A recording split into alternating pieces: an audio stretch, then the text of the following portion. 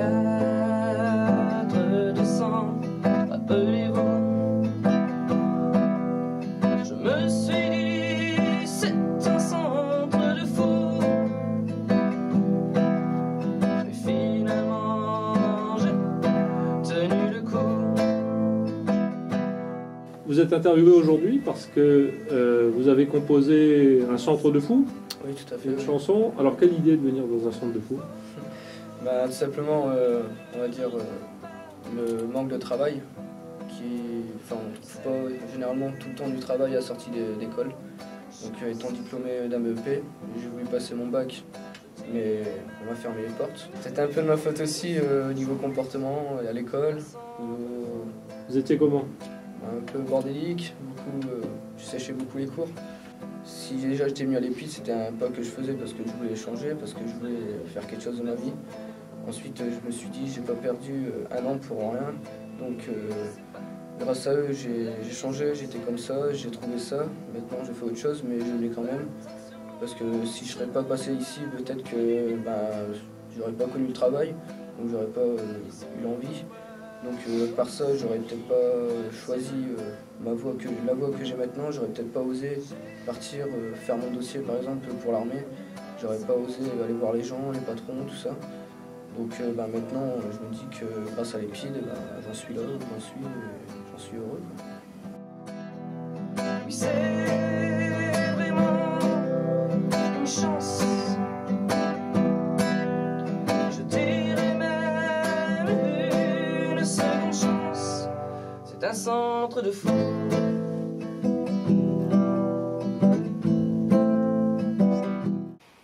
Et comment vous êtes arrivé en fait à l'EPID? Racontez-nous. C'est ma conseillère de la mission locale dans la ville où je vivais avant, à Saint-Quentin, qui m'a parlé. Elle m'a dit il y a un centre qui existe depuis 2 ans qui s'appelle EPID, Établissement public d'insertion à la défense. C'est une deuxième chance qui nous permet de trouver un boulot, des stages. Et le côté militaire qu'on a comme image, ça vous a pas fait peur? Au début, on m'a rien dit exactement à la mission locale. C'est quand j'ai fait ma première journée ici qu'on m'a expliqué comment ça se passait, comment ça se déroulait et tout.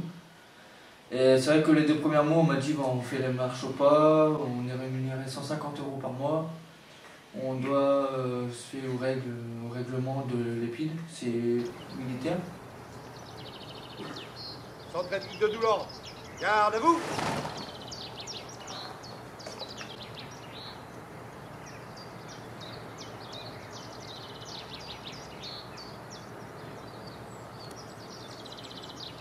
Allons enfants de la patrie, 3, 4. Allons enfants de la patrie, le jour de gloire est arrivé. Mais bon, pendant les 2 premiers mois, on me dit c'est vrai que c'est chiant, on galère. Mais après, ça va tout seul. Si on a de la motivation, on peut réussir, c'est sûr. Et quand vous reveniez chez vous, vous avez dit que vous avez des copains, vous étiez délinquants et autres, et maintenant en fait, vous devez vous sentir différent par rapport aux autres. Ouais, maintenant quand je rentre chez moi, déjà j'ai quitté la ville, donc maintenant j'habite à Amiens depuis 4 mois. Mais quand je retourne sur Saint-Quentin, que je vois mes potes d'avant, je leur dis faites vos conneries, moi maintenant j'ai changé, j'ai un établissement qui m'a remis dans le droit chemin. J'ai envie de m'en sortir, vous galérez encore, faites tout ce que vous voulez, mais moi j'ai envie de m'en sortir dans la vie. Et c'est grâce à l'EPID que je peux m'en sortir aujourd'hui. Parce que peut-être que si je ne serais pas venu à l'EPID le 2 février, je serais peut-être encore avec mes copains en train de galérer, foutre le bordel dans les quartiers. Donc c'est grâce à l'EPID que je me suis remis dans le droit chemin, puis que je suis motivé maintenant pour un boulot. Et il y a eu des moments durs à l'EPID? Il y a eu des moments difficiles, il y a eu des petits coups de gueule avec quelques camarades, il y a eu des petits coups de gueule aussi avec les encadrants. Mais bon, c'est comme les encadrants ils ont dit, c'est à tout le monde comme ça. C'est quand on arrive ici, on vient d'un quartier, donc il y en a beaucoup qui disent ouais, moi je suis d'un quartier, j'ai peur de personne et tout. Puis à la fin, moi au début j'étais comme ça aussi, je disais ouais, je suis de mon quartier, j'ai peur de personne, je vous emmerde tous. Et voilà, après je me suis dit non, ça sert à rien de se croire supérieur aux autres, ça sert à rien de se croire mieux que tout le monde. Et sinon on ne serait pas tous à l'EPID. Si on est tous venus ici, c'est qu'on a tous besoin d'un changement dans notre vie, c'est qu'on a tous besoin d'être soutenus et d'une aide pour notre avenir. Ce qui me fait penser que cette opération Défense Deuxième Chance est une belle opportunité pour nous et en même temps une nouvelle source de recrutement, c'est que ces 6 mois en fait de formation dans les centres Défense Deuxième Chance viennent réellement régler la question comportementale. Le parcours pédagogique de l'EPID agit sur 4 composantes nécessaires à l'insertion sociale et professionnelle du jeune. La socialisation avec la formation civique et comportementale, l'orientation et la formation grâce à la remise à niveau scolaire et à la préformation professionnelle. Et enfin, l'insertion à travers la définition, la validation et la mise en œuvre d'un projet professionnel débouchant sur l'emploi avec le concours des entreprises partenaires du dispositif.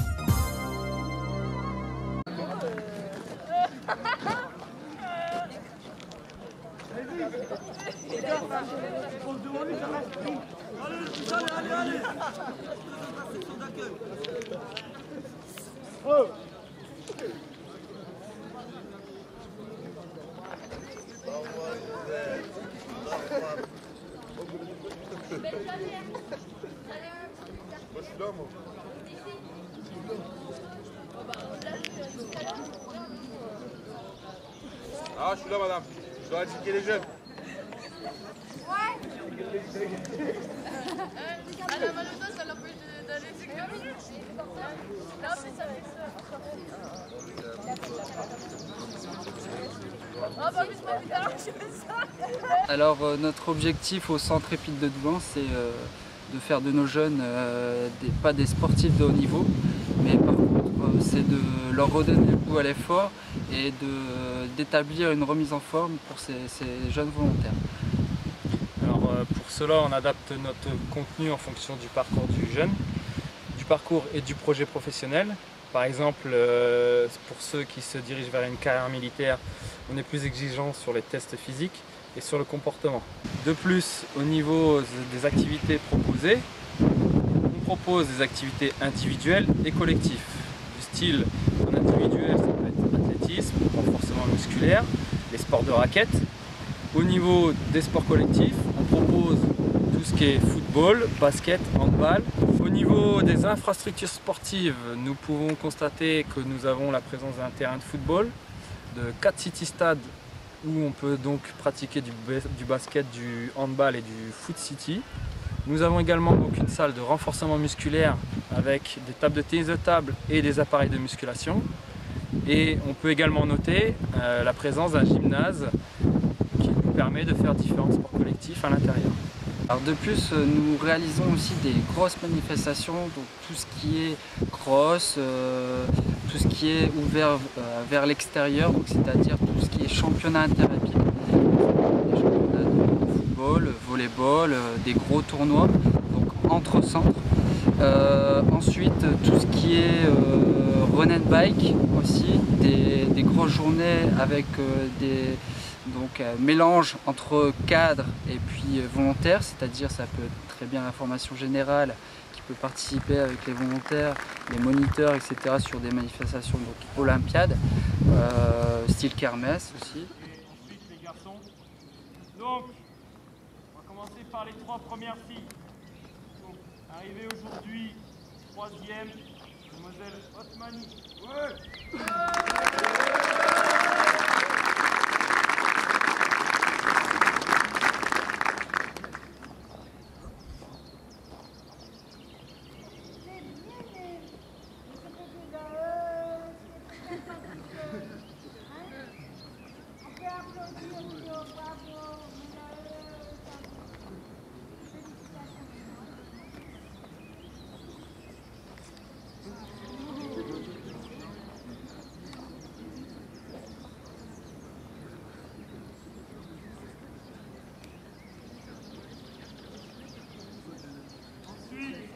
À la 2e position, mademoiselle Chamek.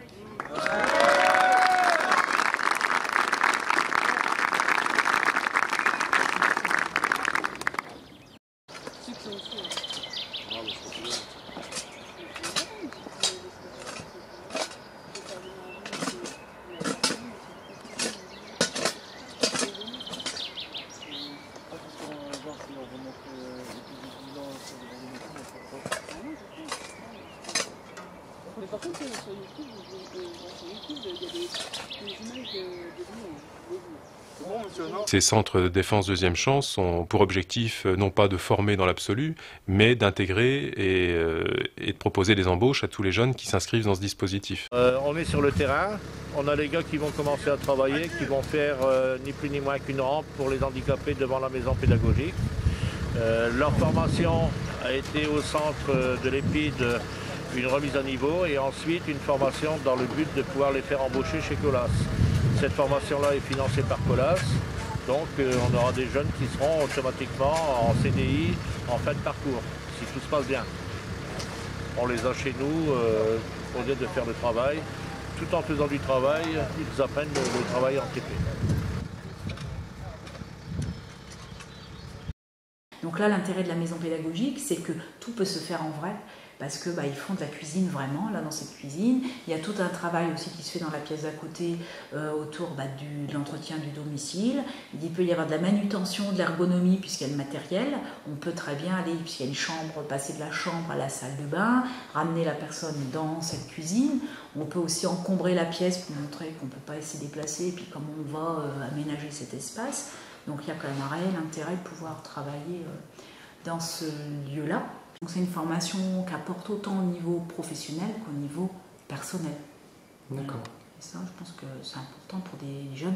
Là, on a des jeunes, ils ont appris à faire la cuisine. Je veux dire, il y en a quelques-uns, ils n'ont jamais fait cuire des pâtes, parce qu'ils sont tout jeunes. Donc c'est maman qui fait, ou papa, et puis voilà. Donc, tandis que là, ils sont obligés de faire. C'est encore un pas vers l'autonomie. Ouais. Et ça, méfiez-vous à l'oral de vos... des fois, les mots qui vont plus vite que notre pensée. C'est pour ça qu'il faut parler lentement. Parce que quand on parle trop vite... Là, j'ai une formation jusqu'au mois de septembre. On a une évaluation le 4 octobre. Et si tout va bien, normalement, je quitte l'EPID et puis j'ai un boulot par derrière. Je serai embauché. Et pourquoi vous êtes en civil et pas en tenue de l'EPID, justement? Parce qu'en fait, normalement, on est en tenue de l'EPID quand on fait partie de l'EPID. Mais moi, maintenant que je suis en formation, je suis en contrat d'hébergement. Et quand on est en formation, on est autorisé à être en tenue de civil. Ils ont dit comme ça en formation que vous êtes en tenue civile. Mais quand il y a les rassemblements, par exemple, on finit à 17h tous les soirs. Donc le rassemblement de 17h30 et de 20h, je dois être en tenue de l'EPID. D'accord. Je me fie au règlement de l'EPID quand je suis hors de la formation. Je suis arrivé ici, j'ai trouvé que, par la mission locale, et je trouvais qu'ici, il y a une très bonne ambiance. Et on est très proches entre nous en fait. Après, je me suis lancé dans la logistique, mais j'ai effectué d'abord un stage de 2 semaines à Castorama, à Noël Godot près de Lens. Après, j'ai effectué une plateforme de vocation où j'ai eu très bons résultats. Puis vu que ça me plaisait fortement la logistique, du coup, je me suis lancé dans le projet là. Mais ensuite, j'ai effectué une formation à l'EPID qui se passe dans le centre de l'EPID. Et ça se passe très très bien. C'est mieux dans la formation que surtout en cours, vu que c'est le projet professionnel qu'on a en fait. Et c'est quoi comme formation? Formation logistique. Logistique?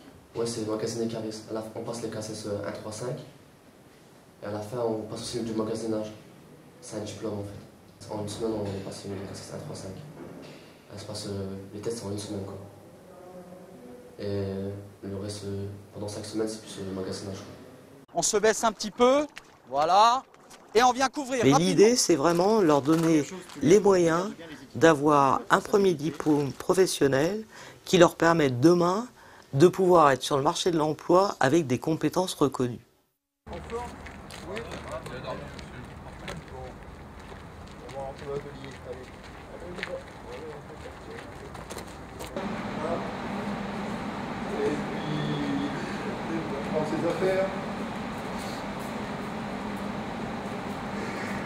Benoît, aujourd'hui tu soudes ton enrobé.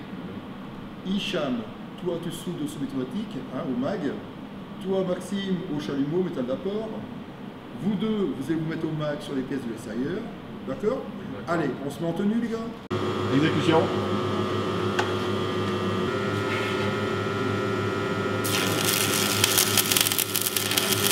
Le soudage? Pas de problème. On y va.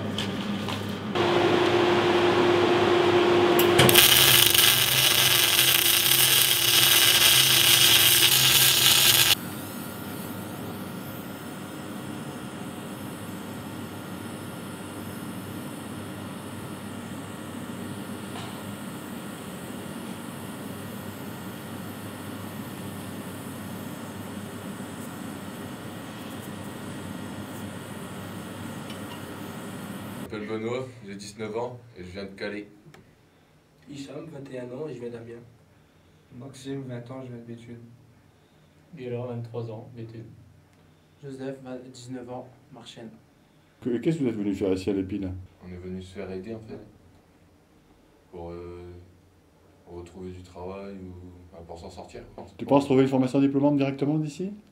Ouais, ça se peut. Ouais, trouver du travail directement, c'est mieux que passer par une formation. Vous pensez qu'une qualification, c'est une meilleure garantie pour l'emploi? Ouais, plus quand même, parce que après ça dépend, si on a fait 10 ans dans la même entreprise, bah, c'est bon, mais si on a fait qu'un an ou deux, bah, ça fait pas beaucoup d'expérience quand même. Donc le jeune chez nous va être reçu en créneau d'insertion 1 à 2 fois par semaine, donc en moyenne 2 heures par créneau, hein, donc entre 2 et 4 heures par semaine. Donc il va être suivi par le même chargé d'insertion, donc du début de son parcours jusqu'à la fin de son contrat de volontaire d'insertion. Donc il va y avoir des créneaux, donc soit en groupe comme aujourd'hui, ou alors en individuel sur des rendez-vous pris en plus des créneaux habituels. Donc le jeune, avec lui, on va travailler donc, sur le projet professionnel, tout ce qui est en rapport avec la formation et l'emploi. On va l'accompagner jusqu'à la recherche de stage pour pouvoir valider son projet professionnel une fois qu'il aura travaillé en amont sur les fiches métiers du Pôle emploi, de l'ONICEP et aussi sur Info Horizon. Donc en entreprise, le stage en entreprise, donc c'est lui qui va faire ses démarches tout seul. On va l'aider à faire un listing d'entreprise qui va démarcher donc, soit par téléphone ou directement sur le terrain. Il va effectuer donc, des stages qui est une moyenne entre 1 semaine et 3 semaines en fonction du métier ciblé et de ce qu'il souhaite faire. Donc on a un suivi téléphonique dans un premier temps où on va passer un coup de fil dans les premières journées pour savoir si le stagiaire est bien présent, s'il est bien à l'heure, s'il n'y a pas de souci au niveau du comportement, s'il s'adapte bien à l'entreprise. On va prendre en compte effectivement aussi l'avis du jeune. On doit lui passer un petit coup de fil pour voir un petit peu comment il se sent, si c'est bien intégré et si le travail qu'il fait lui plaît. Et avec ça, on va pouvoir prendre un petit peu la température et voir s'il y a une opportunité d'emploi, donc en contrat d'apprentissage, contrat de pro ou sur des contrats aidés ou d'autres types de contrats, type CDD ou CDI. Donc j'ai connu l'EPID grâce aux missions locales. Les missions locales m'ont proposé le centre EPID par rapport à des petits problèmes que j'avais, ça m'aurait arrangé sur certaines choses. Donc les avantages, le logement la semaine, repartir le week-end, voir mes amis, c'était bien. Ensuite, les formations, c'est un truc qui allait assez vite. Apparemment, sur 8 mois, on pouvait trouver un truc rapidement. Au bout des 8 mois, un contrat. Le contrat, c'est ce qu'il y a de mieux, quoi. Donc voilà, je m'en sors, c'est cool, ça le fait. Aujourd'hui, vous avez trouvé quelque chose alors? Oui, donc j'ai fait, grâce à l'EPID, les stages, on peut en faire plusieurs, ça a été vite. Donc au bout des 8 mois, j'ai trouvé un contrat qui va commencer le 24 août en tant que cuisinier. Et c'est parfait. C'est exactement ce que vous vouliez. Voilà, c'est tout ce que je veux. Alors l'activité du service de l'accompagnement social se divise en 2 grandes branches. La première, c'est lors de l'accueil des volontaires, faire un bilan social pour détecter des freins à l'insertion et mettre en place ensuite les actions pour lever ces freins. La deuxième partie, le deuxième grand axe de travail, c'est lorsque le jeune arrive en fin de parcours, favoriser son insertion professionnelle en mettant en place le dispositif qui va lui permettre de s'insérer dans des conditions relativement sereines. Alors, les grandes thématiques qui sont concernées sont bien sûr le logement, les finances, notamment par rapport au surendettement, à la mobilité, l'aide alimentaire également, et puis en parallèle tout l'accompagnement administratif habituel qui peut concerner des jeunes dans ces situations. Alors dans le cadre de la formation, on leur apprend aussi à connaître les engins sur les chantiers. Donc il y a une certaine manipulation qu'on leur autorise tout en surveillant ce qu'ils font et ça leur servira pour dire de pouvoir passer leur percée par la suite. On les habitue déjà un petit peu à la maniabilité et à la conduite. Et puis pas mal de choses, on leur fait utiliser les marteaux-piqueurs, on leur fait utiliser les tronçonneuses, choses qu'ils vont utiliser couramment sur les chantiers.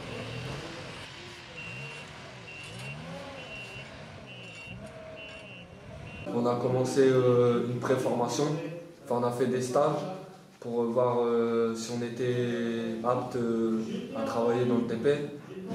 Et on a fait 3 semaines de pré-formation à l'EPID. Et à la suite de ça, on a signé notre contrat de professionnalisation. Professionnalisation. Ouais, j'arrive pas trop bien. C'est pas grave. Avec la colasse, c'est ça? Voilà, avec la colasse. Et depuis ce temps-là, je suis en contrat avec eux. Moi, je suis arrivé, je sais plus trop quand, mais ça fait 2 ans que je suis là. Au début, c'était un petit peu dur. Il fallait persister à rester, quoi. Et sinon, après, j'ai attendu la formation. Elle a commencé en juin, j'ai commencé les stages en juin. Et voilà, ça s'est bien passé. On a eu 3 semaines de MT. Ça s'est bien passé. On a commencé notre contrat pro, on l'a signé en octobre. Et voilà, c'est parti pour 1 an de va-et-vient en alternance avec l'EPID. Mais sinon, après ça, on signe normalement notre contrat en octobre, après 1 an de contrat pro. Et puis après, c'est parti, quoi. Aujourd'hui, on va faire comme ce qu'on avait démarré hier. Vous allez pouvoir attaquer le tuyau de 200, l'Y et le 160 avec le tabouret. Donc sur cet ensemble-là, vous allez bien respecter les pentes, que vous allez utiliser la lunette. Les calculs, faites-les correctement. Mon rôle ici consiste à faire évoluer les jeunes de manière à leur apprendre les prémices du TP, de manière à ce qu'ils puissent se former par la suite et puis de devenir des ouvriers VRD. Bon les gars là, j'ai vu de loin que ça va pas là. Votre petite pose n'est pas bon. Alors regardez avant la façon de faire pour dire de pouvoir damer le tuyau. On lève de la main gauche. Ils peuvent gagner au minimum 5 ans. Les 5 années où on est à manœuvre, où on apprend le métier, qu'on essaie de tirer des anciens, pour eux, leur évolution, c'est que dans 5 ans, ils peuvent essayer de devenir des chefs d'équipe ou par la suite évoluer jusqu'au stade de chef de chantier. Ouais, Delta de Papa Charlie qui fait partir les secours pour un accident de circulation avec début d'incendie. Donc on extrait la victime, on l'éloigne le plus possible du véhicule, on l'allonge en l'accompagnant. Mon rôle de formateur, c'est de les amener déjà à un emploi, donc un CDI, dans le domaine de la sécurité, soit intrusion, soit malveillance, soit incendie. Nous ici, ils ont 3 mois de formation. Toutes les semaines, ils utilisent un extincteur. Nous, on forme des professionnels. On fait des manœuvres combinées avec les pompiers. Et en plus, ils ont toutes les pratiques. On se baisse un petit peu, on se protège le visage, on y va. On se laisse. Alors ça consiste en quoi le travail d'employé familial? Employé familial, on travaille chez un particulier ou dans une structure à domicile. L'employé familial, elle doit effectuer plusieurs tâches, c'est-à-dire ménage, repassage, cuisine, garde d'enfants mais de plus de 3 ans, nourrisson n'a pas le droit. Dans garde d'enfants, il y a l'aide aux devoirs, il y a les promenades, faire des activités, le réveil. Après, elle doit... voilà. Et elle travaille 8 heures par jour normalement, du lundi au vendredi, mais après ça peut être le samedi, le dimanche, s'il y a des exceptions. Alors vous avez un parcours un peu spécial, c'est que vous avez changé de projet en cours de route. Vous pouvez nous expliquer? En fait, j'ai commencé par faire restauration. J'ai effectué des stages pendant 2 mois en juillet-août dernier et ça ne m'a pas plu. Et maintenant, ce que je fais, c'est employé familial polyvalent et je suis en formation depuis le 17 mai. Donc c'est pour ça que je suis partie dans l'employé familial parce que je préfère largement m'occuper des personnes âgées que faire la restauration. Ça a été facile pour vous de changer, de dire à vos chargés d'insertion, voilà, aujourd'hui ça ne me plaît pas trop, je veux changer? Non, parce que j'ai dû faire des tests en fait, qui m'ont fait répondre à des questions et par rapport aux réponses, j'ai vu en fait mes caractères et ce qui m'allait comme branche de métier et ce qui m'allait pas. Et ce qui est ressorti, c'est tout ce qui était social, personnes âgées, pour les enfants, tout ce qui travaille dans les hôpitaux. Et c'est comme ça que j'ai trouvé ma voie. C'est comme ça que vous avez trouvé votre voie grâce à un test. Donc quand vous avez émis le souhait de changer de métier, c'est là où on vous a fait passer le test, c'est ça? Oui, voilà. Après, j'ai effectué des stages pour voir vraiment si ça me plaisait, pour faire la découverte de métier. Et c'est là que j'ai découvert que c'était ma branche, quoi. J'ai découvert que ça me plaisait. D'accord. Et le premier métier que vous avez choisi, donc celui que vous n'avez pas gardé, vous aviez fait des tests ou autre pour... Non. Non, c'est vous qui aviez l'envie? J'ai défini quand je suis arrivée ici. D'accord, donc comme votre projet, vous aviez vraiment en tête de le réaliser, on ne vous a pas dit passer d'abord des tests ou Non. on s'est tenu à ce que vous vouliez faire vous d'abord. Oui, voilà. Bon, je m'appelle Jamel Bourras, je suis arrivé ici le 31 mars 2009. J'ai commencé par... j'avais un métier qui m'intéressait, le bâtiment. Je suis arrivé ici, j'ai connu ça par la mission locale. Donc je suis arrivé ici, j'ai fait une remise à niveau de français, tout, remise à niveau sportif. Avec mon chargé d'insertion Michael Kata, on a fait des recherches d'emploi où on m'a positionné vers un contrat pro Colas. Au jour d'aujourd'hui, je suis en contrat pro chez Colas, en même temps en formation avec l'EPID. Donc voilà. Donc on va vous remettre vos attestations. Vous avez tous eu. Donc Judy Kael.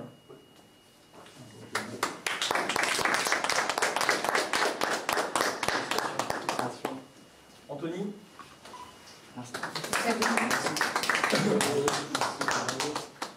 Tristan.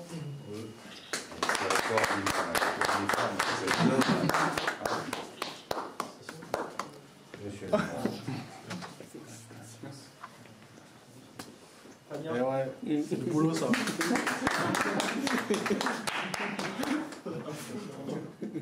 Mathieu.